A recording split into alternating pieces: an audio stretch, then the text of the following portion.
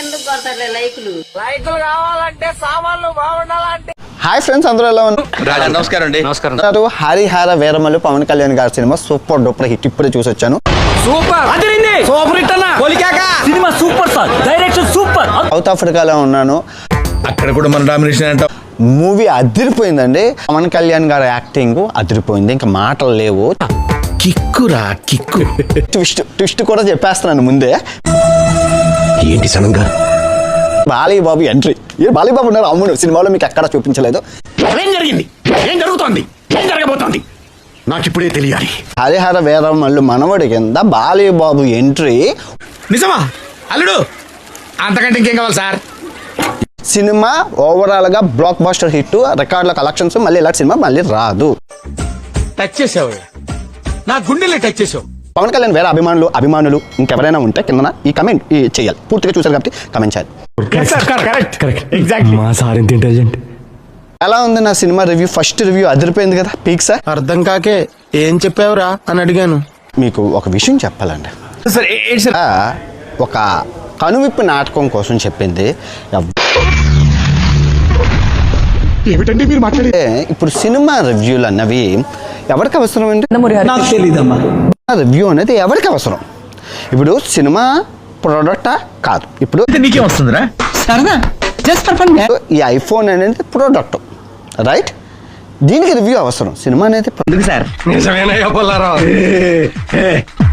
కొన్ని వేల వందల మంది పనిచేసి కష్టాలు, లైఫ్, ఆ ప్యాషన్ అన్ని పెట్టి చేసిన సినిమాకి మీరు రివ్యూ ఎలా ఇస్తారు? నా ఒక్కనికే అట్లా అనిపిస్తుందా అనుకున్నా, నీకు కూడా అట్లనే అనిపిస్తుందా? ఎలా యాక్సెప్ట్ చేస్తారు? ఇప్పుడు సినిమా వాళ్ళ ఇప్పుడు నేను చెప్పే లాజిక్ వినండి. ఈ సినిమా రివ్యూ వాళ్ళు రేపు పెళ్లి చేసుకుంటాడు. ఈ సినిమా రివ్యూలు చెప్పే సోదిగాళ్ళు చంపుతా అనుకున్నావు. పెళ్లి చేసుకున్నారు. ఇంకో రివ్యూ గారు వచ్చి చెవులని, అరే నీ పెళ్ళానికి అక్కడ పుట్టుమచ్చుందిరా. ఇంకో రివ్యూ గారు వచ్చి చెవులని, అరే నీ పెళ్ళానికి అక్కడ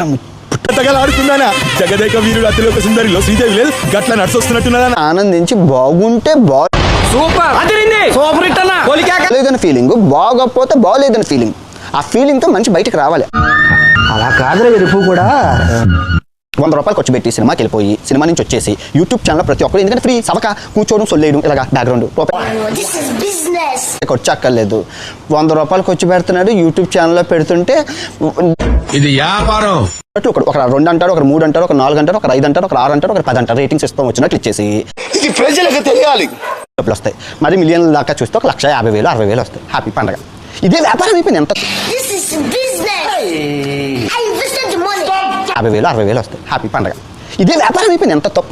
ఎంత తప్పు పాపమా కాదా? తమ్ముడు నీకేదో కిరికిరి పంచాయతీ పెట్టాను సార్ కోరుకున్నట్టున్నది. అదేం జరగదు, నువ్వు దురాశ పడకు, ఊకోక. ఒక్క విషయం చెప్పండి, ఇదొక్క విషయం. సొల్లాపి మ్యాటర్ చెప్పరా. ఏ హీరో అయినా అట్టర్ ఫ్లాప్ సినిమా తీయాలని కోరుకుంటాడు. ఏ నిర్మాత అయినా అట్టర్ ఫ్లాప్ సినిమా తీయాలని తెలియాలి. మాకేం తెలుస్తుంది? కోనికి ఆర్జీవి, రామ్ గోపాల్ వర్మ గారు లాంటి వాళ్ళు ఉంటారు. పెట్టి సినిమా తీస్తాను, 3 రోజుల్లో సినిమా తీస్తాను, 10 నిమిషాల్లో సినిమా తీస్తాను. అంత మాట ఎండ్ ఆఫ్ ద డే ప్రజలు నిర్ణయిస్తారు ఈ సినిమా హిట్ ఫట్ట. అంతవరకు వాళ్ళకి తెలియదప్ప. అది ఉండాలంటే వీళ్ళు రిలీజ్ అయ్యేనంటనే పురుగుల్లాగా జలగల్లాగా పడిపోయి పొద్దున్న లేచిన దగ్గర నుంచి దాని మీద దాడి చేస్తానే ఉన్నావు ఏదో మూల. దానికి తోడు పుండి మీద కారం జల్లినట్లు మీరు బాలేదు. దెబ్బ మీద దెబ్బ, దున్న మీద పుండిని కాకి పొడుస్తున్నట్టు పొడుస్తున్నారా? 2 ఉల్లిపాయలు ఇస్తాము మేము, 1 టమాటా ఇస్తాము. దీనికి వీడెవడో పూలసొక్కాయని వాడేదో టమాటాలని ఏదో ఇస్తున్నాడంట. నాకు నిన్నే తెలిసింది. అయిందా? బాగైందా? ప్రతిదానికి ఓవర్ ఎక్స్ప్రెషన్. ఇప్పుడు లేని సినిమాని కూడా బాగుందని చెప్పాలి. అరే పెద్ద సమస్య వచ్చి పడిందే. మీకు కూడా బుద్ధి ఉండాలండి. ఇప్పుడు 1000 కోట్లు 100 కోట్లు ఖర్చు పెట్టి అదే ప్రశ్న మళ్ళా అడుగుతున్నా, నేను సిగ్గు లేకుండా అడుగుతున్నాను. దయచేసి సబ్స్క్రైబ్ చేయండి. నా ఆవేదన అర్థం చేసుకోండి.